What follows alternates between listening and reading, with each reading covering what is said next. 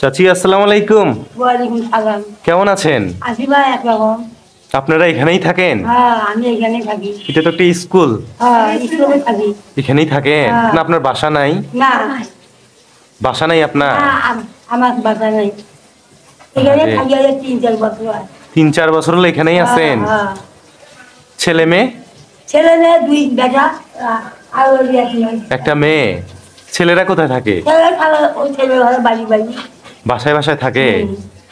মা বাপ মায়ের খোঁজ খবর নেই। আপনাদের খোঁজ নেয় না? না, কি খাই না খাই তাও ইস। আমার খোঁজ করে না। এরা মাছ খাবার জন্য ছেলেরা তো পারলে তো এই যে আপনাকে আর চাচাকে তাদের কাছে রাখতে পারতো। তো আজ আপনার এরকম আজ এখানে কাল এখানে থাকতে হচ্ছে। মানুষের জায়গায় এভাবে কষ্ট করে আছেন। আপনি তো এই বয়সে কাজও করতে পারেন না। না, এই বছর কাজে নাই।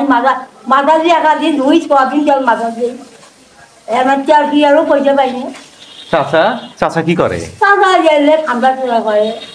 একটু মানুষের টুকটাক কাজ করে, হ্যাঁ। এভাবেই চলে। এবার টুকটাক করে কাম করে। আচ্ছা। এইভাবে কোনো মতে জীবনটা পায়। এখানে কি রান্না করতেছেন নাকি আপনাদের? হ্যাঁ, হ্যাঁ। রান্না হচ্ছে? হ্যাঁ। কি রান্না করছেন এখানে? ওই মেয়েদের মাছ আনছে। মাছ? হ্যাঁ। আচ্ছা। আপনার মেয়েও থাকে এখানে? হ্যাঁ, আপনাদের সাথেই থাকে? আপনিও থাকেন? এখানে রান্না হচ্ছে না? কি মাছ এগুলো? আচ্ছা। মানুষ কত কষ্ট করে থাকে, কত কষ্ট করে বসবাস করে। তো চাচি, বাবা, আপনি এক সময় ছেলেদের জন্য কি কি কষ্ট করতেন? ঢাকা খাচ্ছি, অঙ্কুর খাচ্ছি, দিনাজপুর খাচ্ছি, আর সই খাচ্ছি, ভিক্ষে করছি, শনিভাগ মাছ করছি। এভাবে মানুষ করেছেন? হ্যাঁ, ওই তাও শনিভাগ খেলাই নেই। শনিরা আমার খেলাইছে, আমার যেমন খেলাইছে তারা অঙ্কে করবি। মাছ খাওয়ার জন্য মাথা দিয়ে মাথা সোয়াবিন তেল দেয়। তার কোনো কথা আছে? জম সুয়াম না করে পায়। রাত দিন এক করে খেটেছেন এই সন্তানদের জন্য। হ্যাঁ, এটি কয়েক বছর হলো ছেলের মতো বলি কদিন হলো দেখে নিয়েছি। এরা যে ভাত খামো তারও জায়গা পাইনি। 2-3 দিন পর পর ভাত খায়। এরা ভাত খামো।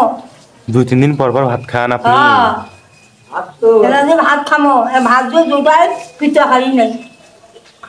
ওই যে দোকানদারেরা পচা পচা এভাবে জীবিকা নির্বাহ করে হ্যাঁ। বেঁচে আছেন আপনি? ওই নেলিনটা আছে, ওই নেলিনটা একটা বাগুন টাগুন। আপনি কোন ঘরে থাকেন? আমি একটু দেখবো, দেখতে পারি কি?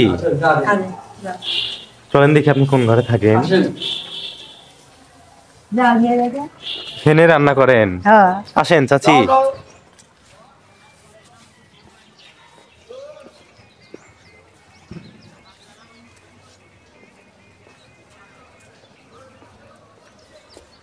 এই ঘরে থাকেন? না বা না,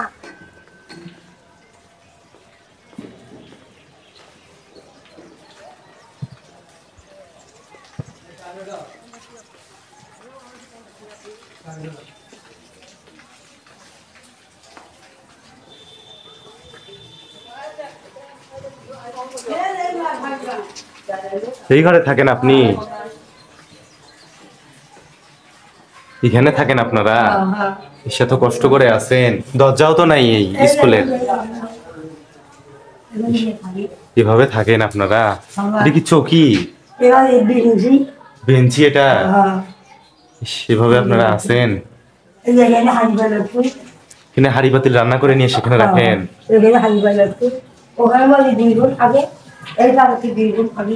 আচ্ছা, ঠিক আছে চাচি, হ্যাঁ ভালো থাকবেন। আসি, আসসালামু আলাইকুম। গাইবান্ধা জেলার হোসেনপুর গ্রাম ধরে হেঁটে যাচ্ছিলাম। রাস্তার ধারে ফসলের মাঠ, সবুজ গাছপালা আর মাটির বাড়িগুলো যেন গল্প বলে চলেছে। হাঁটতে হাঁটতে পৌঁছে গেলাম চন্ডিয়া বাজারে। বাজারের কোলাহল পেরিয়ে পাশে একটি পুরনো প্রাইমারি স্কুল চোখে পড়ল। স্কুলের পেছনে ছোট্ট ঘর থেকে ধোঁয়া বেরোচ্ছে। কৌতূহলী হয়ে এগিয়ে গেলাম। ভেতরে ঢুকে দেখলাম একটি বয়স্ক নারী মাটির চুলায় রান্না করছেন। বয়স প্রায় 85 হবে। কাছে গিয়ে কথা বলতে জানতে পারলাম এই স্কুলের ছোট ঘরেই তিনি থাকেন, তার বৃদ্ধ স্বামী আর মেয়ে নিয়ে। ঘরে কোনো আরামদায়ক ব্যবস্থা নেই। পুরনো বিছানা, কয়েকটি হাঁড়ি পাতিল আর কোনায় রাখা একটা চুলা, এতেই তাদের জীবন কাটছে। বৃদ্ধা মায়ের মুখে ক্লান্তির ছাপ স্পষ্ট। তিনি বললেন, আমাদের কেউ নেই বাবা, 2-3 দিন খাবার জোটে না, যা পাই তাই দিয়ে দিন কাটাই। নারিকেল তেল কেনার পয়সা নেই, তাই সয়াবিন তেল দিয়ে মাথায় হাত বুলাই।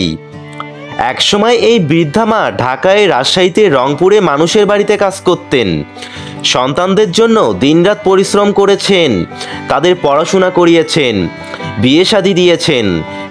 কিন্তু আজ সেই ছেলেরা বৃদ্ধ বাবা মাকে নিজের ঘরে রাখতে চায় না।